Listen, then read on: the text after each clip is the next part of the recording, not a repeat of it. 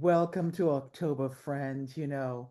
Around this time of year, no matter where you live, there's usually this desire to shift to coziness. There's a kind of a whole industry around being cozy in this season. The slow rain, the real candlelight, a wood fireplace, and a good hardcover novel are kind of the makings of the perfect autumn day for many of us, depending on, what our likings are. Yet, something feels different for you this year. Yes, I'm speaking directly to you, and you know what you're struggling with. Instead of coziness, you feel combat. Instead of planning for holy days, you feel excluded from your own existence. There's a verse in Luke 9 that stirred my heart about this season. And regarding Jesus, it says this: and it happened that as he was alone praying, the disciples were with him. This is Luke 9:18. And it kind of reminded me, and maybe you've noticed this, that Jesus was often described as being alone, even when his disciples were with him. A few weeks ago, I kind of started studying Mark 6 and noticed some similar issues in Luke 9: rejection, prejudice, dishonor, hindrances, stumbling, unbelief, grief, distraction, deserted places. All of these things can keep us from overcoming when we feel lonely and excluded. But sometimes we misunderstand our own feelings, right? And we have to go back to the Word of God for insight. You know, Jesus understood loneliness and exclusion better than we ever will. He was often lonely and excluded, even in his own community, even in his own temple, right? So he was alone even when in company because his burden was different. And because his burden was different, his prayer life had to be different.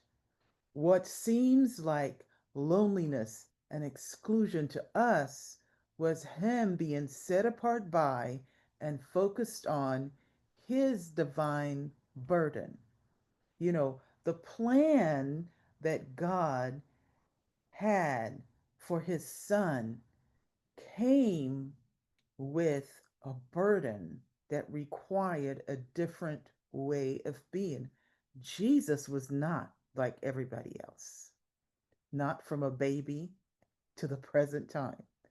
And so the plans that God has for you also come with a burden that requires a different way of being. Because what does scripture say? He knows the plans he has for you, and you're not like anybody else. He only made one you. And we need to remember this. So those plans are not seasonal. We can't just put them on a shelf when it comes to let's say autumn season and everybody's starting to talk about hot chocolate and apple cider. We don't get to do that. Your divine burden requires being set apart and focused in a specific way. The company you keep may not necessarily be bad, but every burden is different. A cozy prayer life may work for someone else, but not for you. Your burden requires a type of combat prayer, which is done alone. You can be in company and still be alone because this prayer pivot has little to do with the physical. It's an intense and deliberate sphere of prayer that is so intimate that the mere presence of others cannot intrude or hinder it. And it is longing, not loneliness. It's seclusion, not exclusion. One writer describes it this way: as a sacred isolation for deep communion with the Father. This type of prayer is most related to Jesus. Almost every place where we see Jesus praying, this is the type of prayer that he used.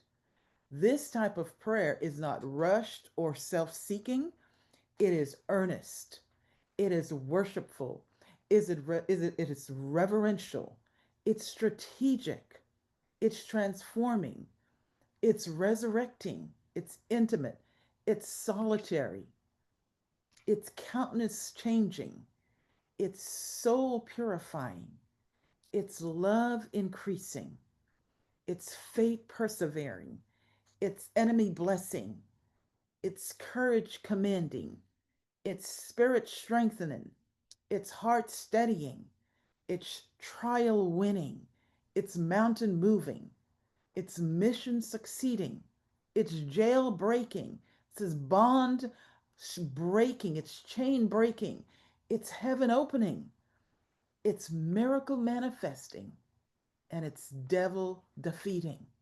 Now, that may sound like a lot of prayer, but you're facing a lot of obstacles.